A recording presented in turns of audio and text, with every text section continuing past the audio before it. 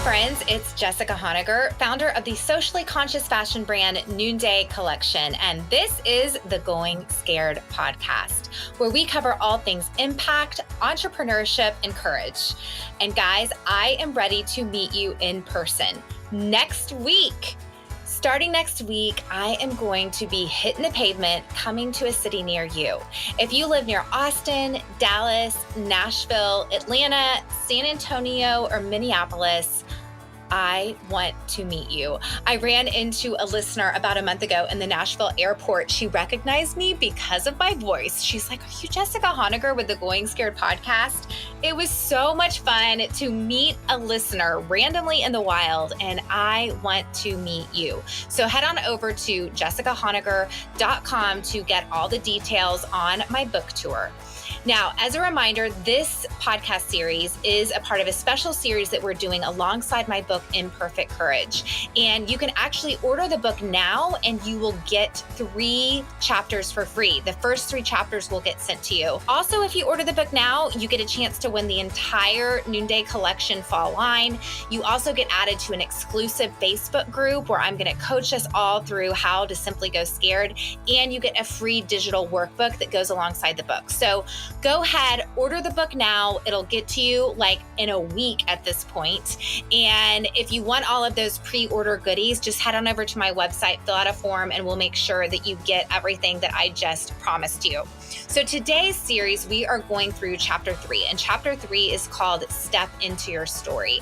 And I knew that I wanted to have Megan Tamte on the show for this story. Megan is the CEO of Evereve, a women's retail brand with 85 stores across the country. She has over 1,500 employees, and she is a leader that I seek to emulate. She has done the hard work of what it takes to be the kind of leader of influence that you want to follow.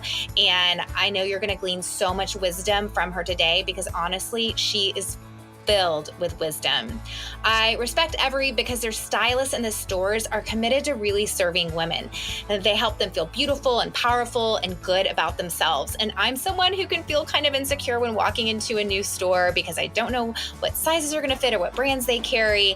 And I've loved my shopping experiences at Evereve. In fact, I've loved it so much that I'm going to be doing a takeover on their Insta stories and Facebook this week, walking you through some fall trends and matching some of those fall trends and fall clothes with some of our Noonday Collection accessories. So definitely go give them a follow and check them out. So today's episode is we are going to be really talking about what it means to step into your story. Megan's dream had always been motherhood, but she found herself stuck in what she called a motherhood frump as a stay-at-home mom. And it was a disastrous shopping trip to the mall, which led to be the catalyst for Evereve and the catalyst for stepping into her story. So check it out.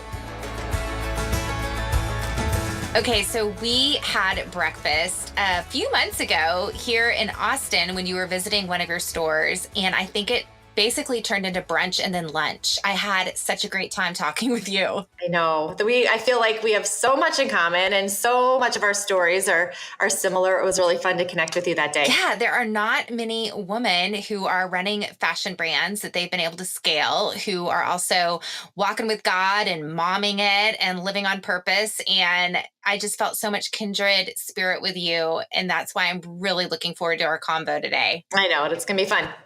Okay, so give us the Evereve 101. Okay, I'll try to make it as quick as I can. In terms of who we are, what we do, we are a fashion and styling brand, and we specialize in serving and styling moms because the whole founding of the company was based on my experience looking for fashion as a mom who was busy taking care of my family. I basically had a terrible, awful trip to the shopping mall when I was busy mothering my young kids. And after looking for fashion one day, I came home empty-handed and crying and wondering if anybody ever thought of the idea of starting a fashion company that would make fashion accessible and easy for moms. Because my experience was that after having children, fashion just fell on the bottom of my to-do list, and I didn't have time for myself. I was taking care of my kids, but yet I really wanted to look good. I really wanted to feel good. So I had this moment that in the car on the way home from that experience, this thought that someone should start a fashion brand that specialized in styling and serving moms. And that was really how our company started. And we currently have 85 stores across the country. We have a really great e-com business, and then a new subscription styling service that's called Trendsend, which is an extension of the Evereve styling experience. So that's a little bit about who we are and how we began. I love hearing just this moment of vulnerability. Obviously, you're crying. You're like, this is not what I was setting out to do when you went shopping. What do you think it is, those moments that we all have? We still have them. It's swimsuit season right now. Whatever it is, we have those moments where we feel like we aren't measuring up, or we're not worthy to be in the dressing room, or whatever it is. How have you started a brand that is uniquely sort of loving and ministering to that woman in that vulnerable moment? Yeah, well, I think the first thing we realized, I realized is I just wanted help. So I was so busy taking care of my family, taking care of my kids, dressing my kids. We know how hard it is to dress children. I mean, when you have 3 kids, and every season you have to change out their clothes and buy new clothes. Everybody has different sizes. Then you've got to figure out what to do with the old clothes. I know. It's like, it just was like, by the time it came to shopping for clothes for me, I just didn't have the energy. I just didn't have the time. I wanted someone to hold my hand, to put me in a dressing room, to hug me, and to say, I'm going to help you. I'm going to make you look good. And we're going to make this real fast. I didn't have a lot of time on my hands. We're going to make this real quick, and we're going to help you. And really that's what I wanted to create, a safe place where women could come and just ask for help, and just have us be the experts and us hold their hands, and really just look at their body type, look at their lifestyle, look at their sense of style, and then guide them to clothing that made me feel good. That's really what I wanted to create with this concept. So tell me a little bit more about the journey between the moment you are crying in the car with your little girl to then the moment where you are opening your first storefront. Yeah, well, it was about a 7-year journey from the 7 years. 7 years, yes, 7 years from the time I had the moment in the car of like, someone should create a store that specializes in helping moms feel good in fashion. And from the time we opened our very first store, it was about 7 years. And it was a really interesting journey for me, which started out a lot of just dreaming and ideas, and having this brand that I created in my head that was never supposed to happen.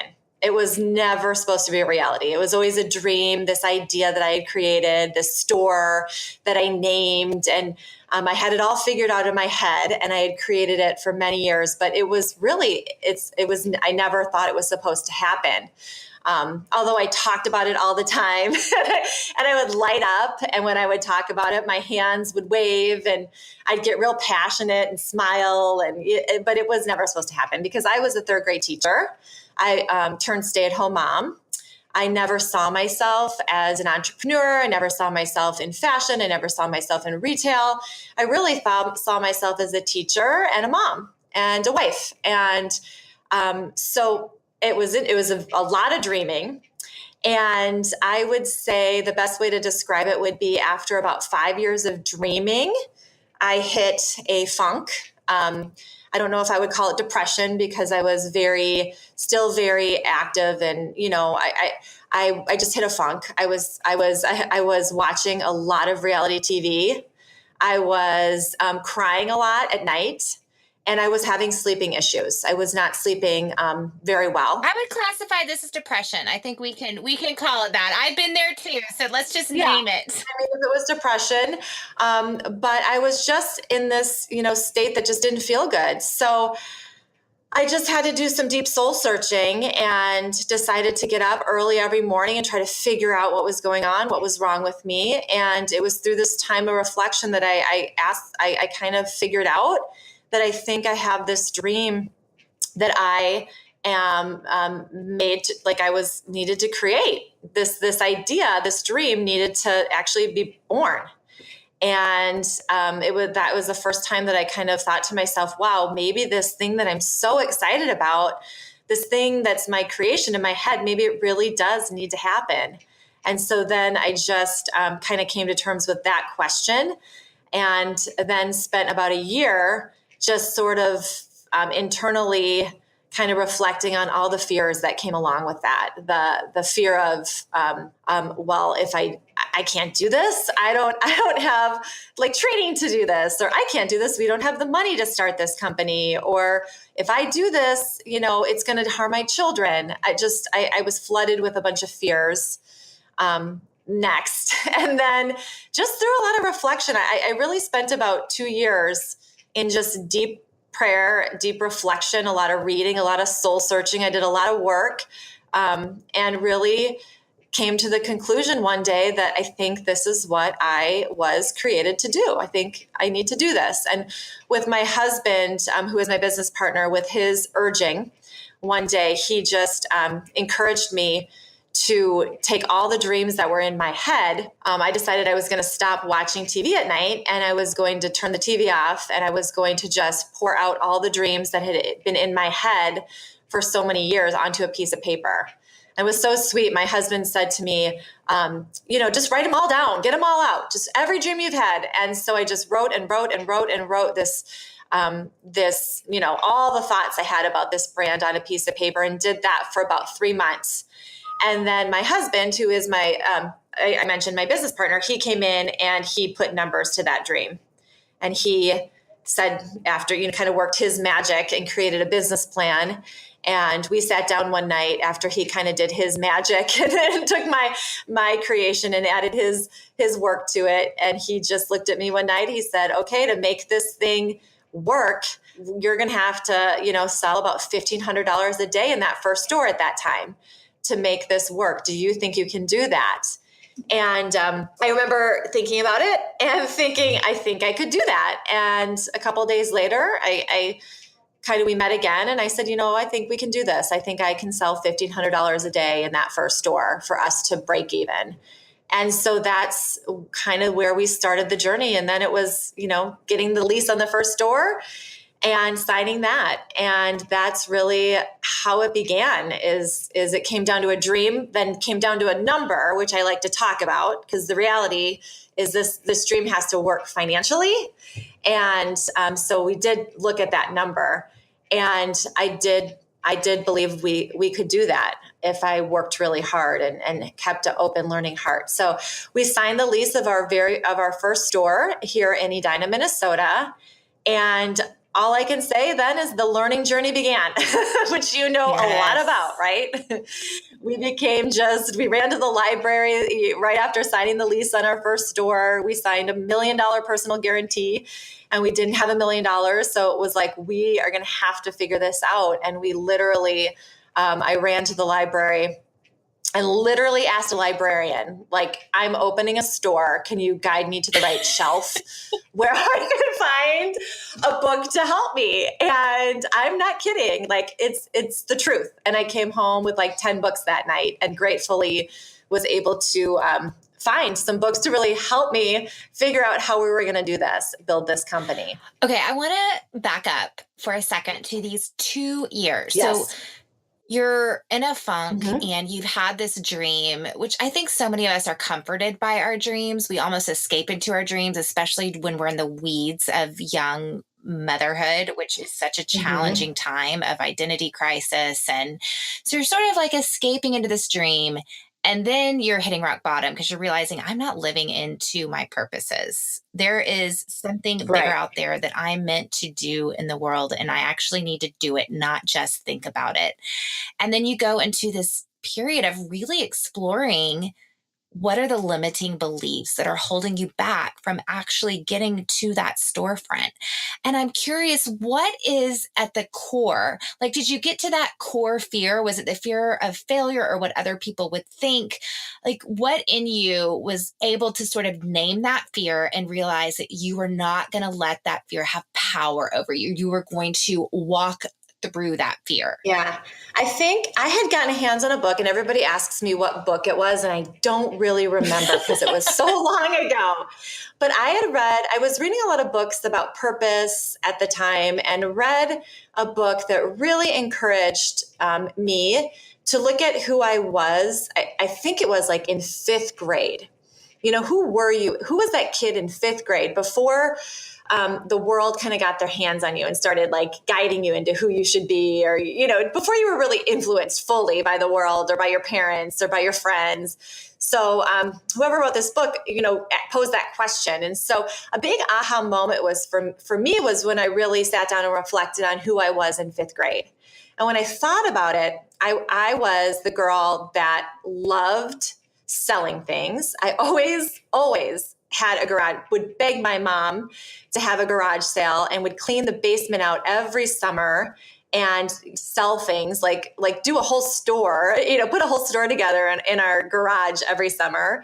I started businesses on the playground of my elementary school. I had a little business that I would take pictures of cute boys on the playground. I would develop the film, and the next day bring the pictures back and sell them to the girls on the playground. And I did it all so awesome. I could buy my first pair of Guess jeans. So when I was thinking about like, who was I guess I had always been, raised to think. I had a dad that was a principal, a mom that was a teacher.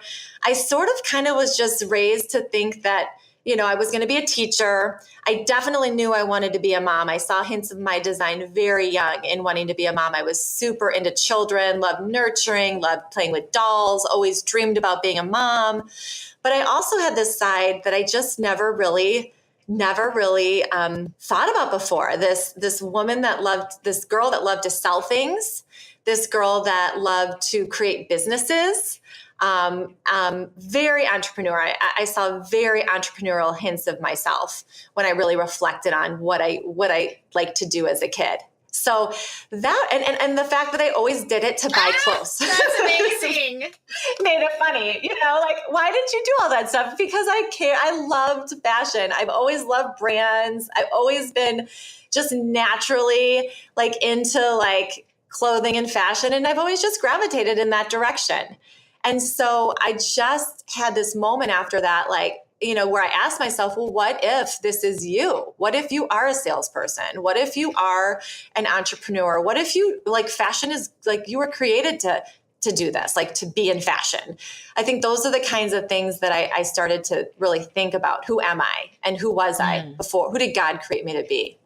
And that really gave me a lot of courage, a lot. When I had that, whoever that author is, I wish I knew who it was, because I would hug him and say, thank you. You really gave me the courage to do this. Because you were able to own your identity and who you were and the gifts that you had to bring to the world. Yeah.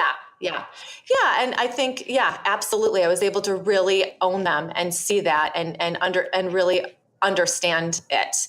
And I was raised, by a principal and a teacher, lots of educators in my life. I went to a great church with lots of nurses and a lot of people doing great things. I didn't have a lot of entrepreneurs in my world. I didn't have a lot of fashion. I didn't have any fashion leaders in my world. I just never thought about that growing up. I just never saw myself there. But I really do believe this is how God made me. He made me to be a entrepreneur and a businesswoman and a woman that is in the fashion business. I saw hints of that when I really reflected. And that gave me it gave me courage to take the next step. I didn't know if I could do it, but I certainly felt hints like this. It was the first time where I thought maybe like this is what you were created to do. This is me. This is me. Yeah, this is me. Oh yeah, totally. That's why I listen to that song very loudly in our car.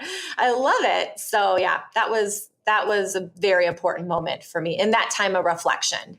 And so you hinted that you had fear around your parenting. Could you be an entrepreneur and a good mom?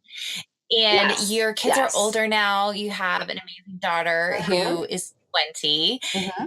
Tell me, Mhm. as you reflect now, I'm thinking about the young mom who's stuck in that place. And, you know, we've talked about this. I Mhm. was stuck in that same place. I grew up with a stay-at-home mom. I didn't have that model where I could pour in 40, 50, 70 hours a week at work and also raise beautiful human beings that were tiny people. Mhm. Give us hope for the journey. Yeah. Well, I mean, it is fun now to be able to reflect with my daughter who's 21 and ask her about her experience and to understand in her mind what this felt like watching her mom literally rise off the couch and, turn into this businesswoman right in front of her eyes. And I think for me, there was a lot of fear. And I would say the thing that I'm probably the most proud of in the journey is that I have prioritized my family and the business. And it was not always easy, but I always felt like if I'm going to do this, I just have to prioritize. I can't ruin my kids. Like I can't not be a good mom. Like I'm not going to do that. Like I'm not going to start this business and not be a good mom. And I definitely, my husband and I, we were it's so geeky, but it was so helpful. We really, before we signed the lease, we kind of looked at each other and we said, okay, we're going to pick 3 top priorities right now. And what are they? And they're going to be our faith, our family, and then our business. Like those are our things right now for this period in our life. And everything else that doesn't fit within that just doesn't happen. And so we were really, for a very long time, very intense with what we said yes to and what we said no to, and made a lot of sacrifices. Now, looking back on it 21 years later, I'm very grateful we really made a lot of sacrifices and really stayed focused on our top priorities. But I think that was really, I'm really proud of that because I do feel like I was present, I was available, I was around. Sure, I was running a business, but if I wasn't at work, I was home. Don't tell people I'm on a podcast, but I was at home in my sweatpants, like with the kids on a Friday night. I was not out socializing very much and very much into family when I was not at work. And so I think that was really, really helpful.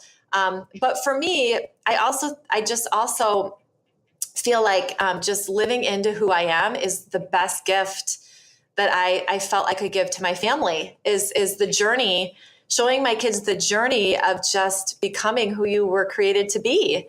And like I said, most of what my kids have seen is not the glory of building this business, but it's been the hard stuff.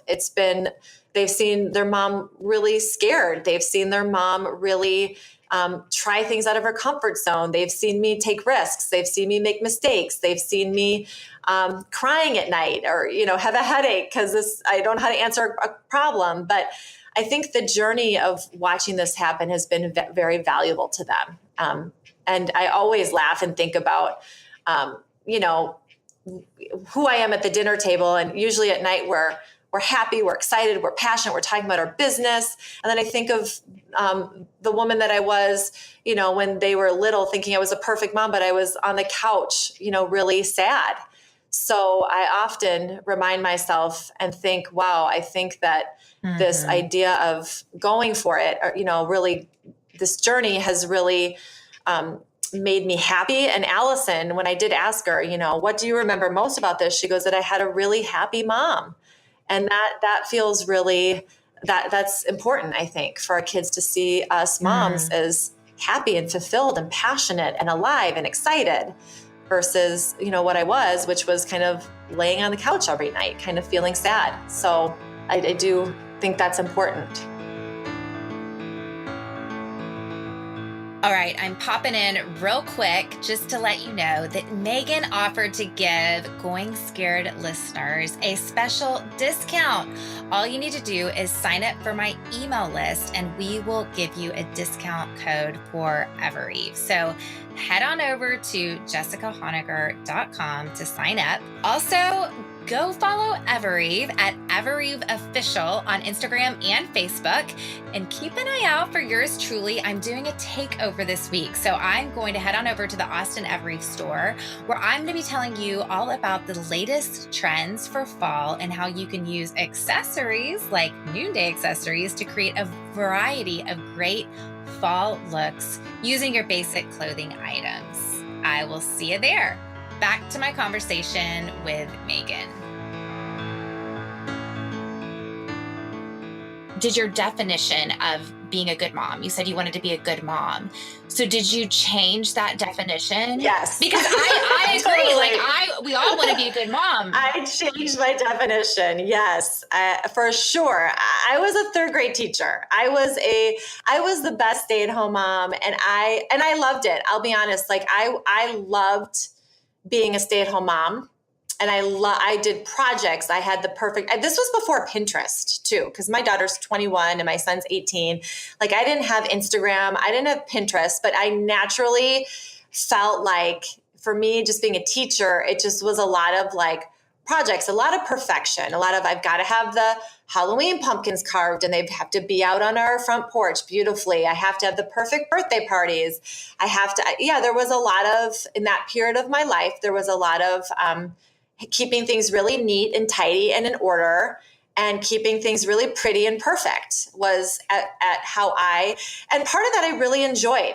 Part of that I loved, making the house look perfect. And so, in that period of my life, I enjoyed that. But I also look back and I felt like I also oftentimes felt like that made me, the perfect mom, having the perfect snacks or the perfect lunches. And I think a lot of my, my view on what made a good mom was being the perfect mom. And that has changed a lot in this journey of building this business. I had to let go of a lot of perfection. I remember the first time, what was really hard for me as a third grade teacher was the first year we started our business, and I just could not get the Halloween pumpkins carved. And I just remember the night of Halloween, I was tired. I came home. The stupid pumpkins hadn't been carved. And I just thought to myself, either I can carve these pumpkins. No one's really going to help me. It's going to be me at the table carving these pumpkins. Or I can just let it go and not have Halloween pumpkins carved this year. And I can go read after we trick or treat. I can just be present and read my kids a book and just not be stressed out. So I remember that decision very vividly, because I felt very nervous about not carving Halloween pumpkins and what that would look like when trick-or-treaters came up to our house and we would have carved pumpkins. And it was such a I felt horrible about it. And yet I let it go. I was like, I don't really care how that gets perceived. I know that carving these pumpkins is not going to make me a good mom. What's going to make me a good mom is, being present and calm and not anxious or nervous, or just being really present and calm with these kids tonight. And so I opted out of doing a lot of the things that maybe would drive me crazy so I could be more present when I was with my kids. So I definitely started to let go of a lot of the, expected behaviors of moms, things that I think our world kind of tells us these are the things you do when you're a mom, and kind of let a lot of that go. Well, it sounds like you let go of the fear of how other people were going to perceive you and decided, instead of actually living into controlling the perception of who I am in the world, I'm actually going to control what I can, which is being present with my kids. Absolutely. Absolutely. And so that really became a very, when they were little, just constantly making choices on what not to do and what to do, and what would be the choice that would make me, I wanted to be happy when I was with my kids. That was my goal. I want to be present and happy. I don't want to be stressed out. So if volunteering at the school, for me, working full time is going to make me crazy, then I'm not going to volunteer at the school. I think it's better for me to add happy, healthy kids to the school. I think our school needs that more than me volunteering there. And so it was constantly just these decisions that I made to help me be more present and to just be more happy when I was with them. Well, I have to give you extra kudos because I went through the same process, but I had Brene Brown to help me through it. Oh yeah, I didn't. Okay, so let's go back to the library. You had signed a lease. This is Mm-hmm. clearly happening. You're asking the librarian, okay, I need to figure this out. Walk me Yep. through your journey from perhaps that insecure but going for it entrepreneur through your leadership journey today, because now you're 8 years in. Is that right? Oh, the company, we are 13 years in, almost 13 and a half. Yep. So you're 13 years in. How many employees? We have about 1,400 employees. 1,400 employees. Yep. You over 80 stores. Over 80 stores, yes. I want to know your journey through leadership, because I'm sure at the beginning you had a sense of this is what I have to give to the world, but I know that that's changed over the past decade. I mean, my journey of leadership has been, I spent the first 6 years in stores building the business and building the I would say the styling experience in the stores, and really building the culture, and spent so many years on the styling floor every day in our stores, and really learned how to create success and build a team to create success and to teach success, and really learned a lot about coaching a team. And I learned so much about leadership just by working with customers on the floor for 6 years. And I mean, all the leadership lessons were learned right there on the styling floor. So a lot of what I learned actually drives our values of our company, and really drives our culture. All of the lessons that we learned on the styling floor, actually, which is really kind of fun. So after about 6 years on the styling floor, I did transition from the stores to this home office. And that was a really hard journey for me. That was a really hard transition, because as any leader knows that grows a business, you constantly have to change and evolve and grow as a leader. And I had to start from the very beginning. At a home office, to lead a company versus but to work on the styling floor and leading a team on the floor of all of these stores. So that was a really hard transition for me. And it was really hard to learn how to lead a business versus lead a store, if that makes sense. Which is very different. Right. Yeah, it's like scaling. I mean, we're doing that at Noonday right now. We launched this coaching opportunity for women, not to just grow people on their team, but to help their team members grow leaders underneath them. So there is a learning curve when you're scaling like that. There's a big learning curve when you're scaling like that. And we constantly have to learn and evolve as a leader. I'm grateful that I partner with my husband. So I have a great thought partner who, it's like I have a live-in coach, and we constantly talk about the business. We constantly give each other feedback. We constantly share what we know with each other. So it is kind of fun. And it hasn't always been fun partnering with my husband. There's definitely been some challenges involved in that relationship, which is a whole nother element, a whole nother conversation.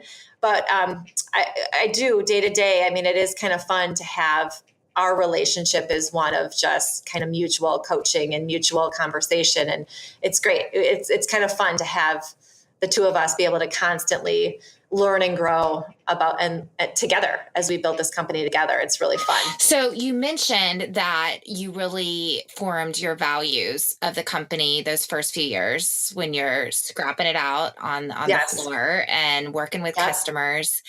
And you also have read my book. Yes. You wrote such a beautiful endorsement. It made me cry. Oh, it was beautiful. I connected on so many different levels. And I'm just so proud of you for what you're doing. And I really do believe it. I think the world needs more.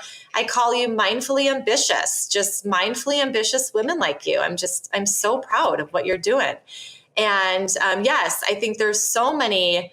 I think we've both been so heavily influenced by just this authenticity, this Brene Brown's work. I mean, we read so many of the same authors, and I think we've just been inspired by a lot of the same people, have definitely influenced our thinking and building and growing as women of faith, leading a company in the marketplace, doing something we never thought we would maybe saw ourselves doing. Yeah, I connected so deeply to your story. It was fun. Well, I read it in 2 nights. I appreciated it because, some people write endorsements without actually really reading the book. So that it was like she read it. Oh, yes, I really did read the book. It was awesome because it came when I had like 2 free nights, and it just was like, this was meant to be. And I'm so proud of you. So cool. So cool. Yeah. So tell us a little bit more about those values that you fleshed out those first few. And then how are you creating a culture of those values throughout your over 1,000 employees? Yeah. And that's a great question. And that is, I'll kind of share our values with you. And really, these values, like I said earlier, really came from just what I learned about working with people and creating success on the styling floor in our stores. We call our values the heart values, and they are humility, empathy, authenticity, relationship, and then tenacity. So those are the values.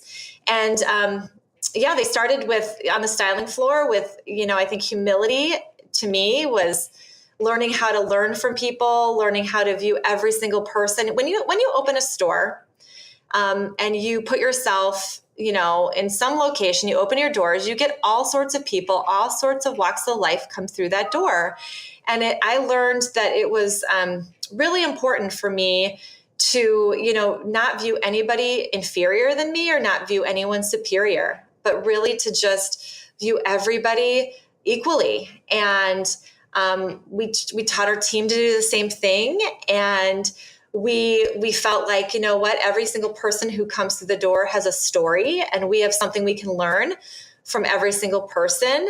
So it was really these values that I think were ingrained in me as a kid from my parents, that I got to play out and practice on the styling floor, that really helped create this culture and what we call the heart experience at Evereve, which is this styling experience that we're so known for in our stores. So that's really, kind of where it started, and those are the values. But learning how to scale them at a company this size, we're still talking a lot about that and trying to figure that out. We have some thoughts up our sleeves, some things we're working on how to scale that. But all I can say is, once you grow to about 1,400, osmosis doesn't work as much. So Right. We are working on some plans right now to figure out how to get this, continue. I think the best thing I can do for the company right now, one of the best things I can do is really figure out how to institutionalize these values as we scale.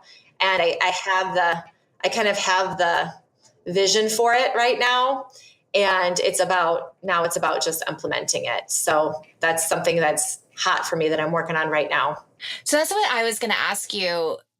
Actually, is I recently asked a group of our ambassadors, our social entrepreneurs.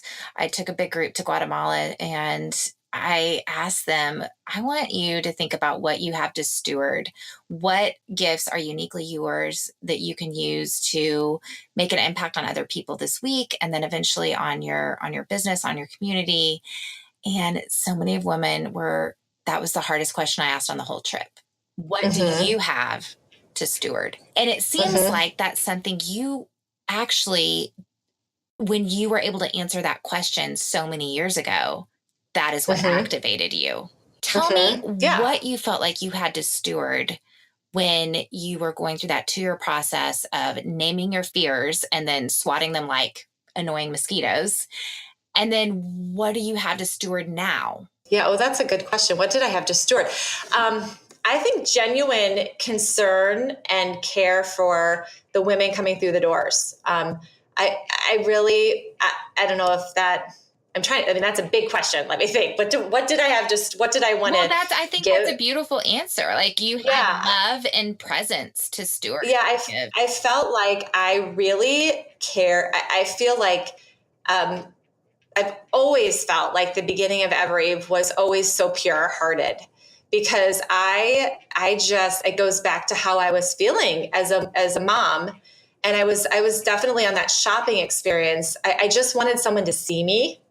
And I just wanted someone I was feeling not not really recognized, kind of lost. And motherhood does that to us, because it's kind of this weird, beautiful thing where you're suddenly taking care of other people. You're not on the top of the list of things to do. You get a little lost when you're in motherhood, right? And I think it's beautiful. I think it's cool, because your life is no longer just about you. It's about these children and this family, which is really cool. But then you kind of lose yourself a little bit. And I think what's always driven me was I just wanted to be part of helping see the women that were in coming into our stores, and just see them as humans and women, and make them feel beautiful like women, you know. So I think that's really what I had to offer, was just being part of helping moms feel seen and loved in the midst of motherhood. And I felt like, I mean, it's kind of crazy, but I felt like if I could create a brand, I could create a brand around this idea, and I could include fashion in it, because I do think fashion is important to women, and fashion does help women. It does bring dignity. It does help women, you know, feel seen and feel like themselves. So I would say that's really what I felt called to do, was really use these stores as a vehicle to just love the women that came through the doors, and help them just be seen for who they are, and to help them feel good through fashion and clothing. And now 13 years later, has that changed? I think it's changed only because I'm not in stores day to day. Right. Your role is different. Yeah. So the role is very different. And I think it's always evolving. I'm always thinking about it. And I wish I had like a solid answer. Like, I know this is what I'm called to do right now. But I do know we've built a large company. I mean, we're a $100 million company now. And I feel like, wow, you started this thing. Like, you have to take care of, you have to build this company. I want to build this company so it can exist, and it can be strong. It can be powerful, and all of it can happen without me. Like, I want to make it, so it can thrive and grow and be healthy without me. And kind of, you know, figuring out what that looks like is kind of my challenge. Like, how do I get this to live and grow? Not that I'm leaving. I have no plans to leave anytime soon, but I always think leaders think like that, right? You always want something. When I was building teams, and my goal was always to make this team, you know, function without me. And so totally. I feel like I think about that a lot. You know, how do I build? Well, it's really legacy, right? It's like, how can I create a legacy that if I were to die tomorrow? Yeah. And I feel for me, Jessica, work has brought me so much joy. And I think work is beautiful. I think we were created to work, and we were created to partner together with people to build beautiful things. I feel so grateful. I've had the opportunity I think we're supposed to be building things with our partners. We don't have to build companies with our partners, but I do think building with our husbands, our partners, building with our friends. I think there's something really beautiful about creating things together and viewing work as something really beautiful, because sometimes I think work gets such a bad rap. So I love the idea of just helping make work look beautiful. Because I think there's nothing more beautiful than people from all different skill sets, all different experiences, all different kind of backgrounds, partnering together to create beautiful things.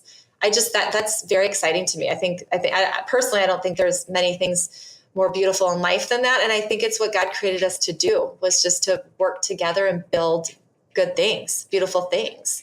So that's kind of fun. I think about that a lot too. I love that.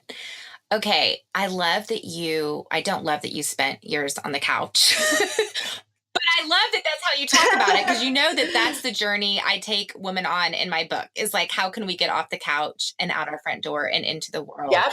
So I would love for you to talk to that woman, because I know that there are thousands of them listening right now.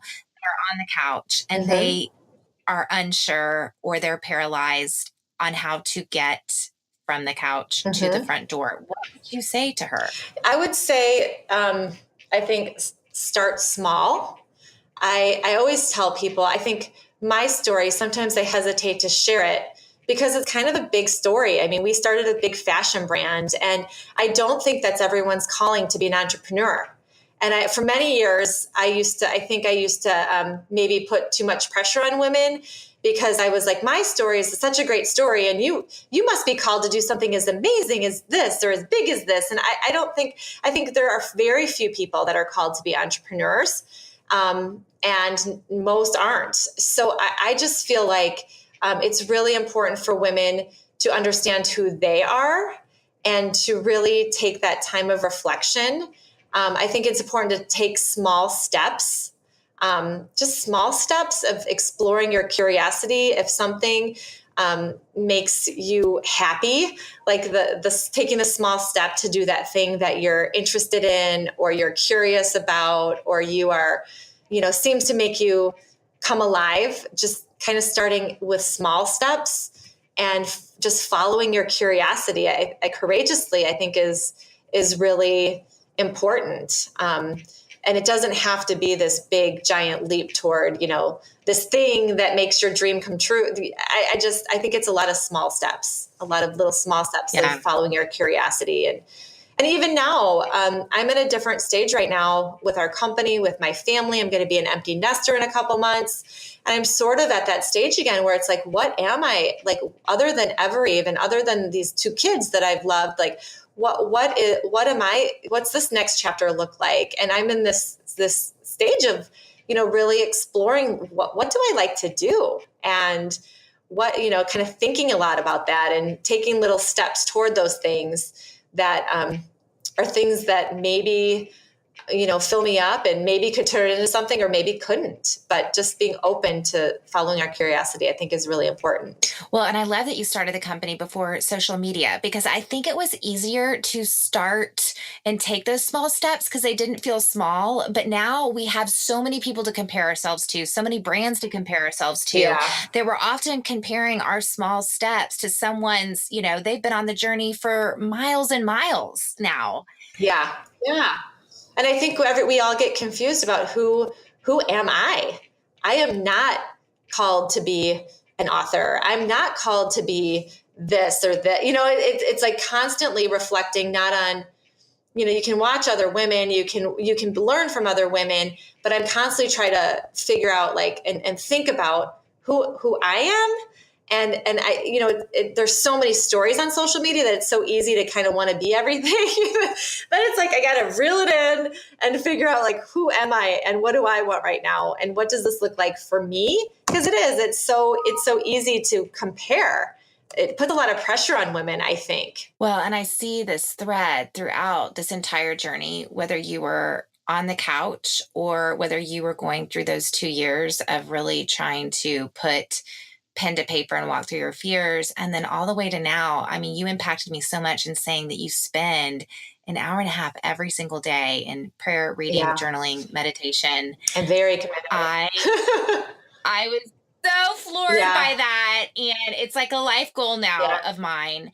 But it sounds like you have had a commitment to solitude all along. Talk to us a little bit.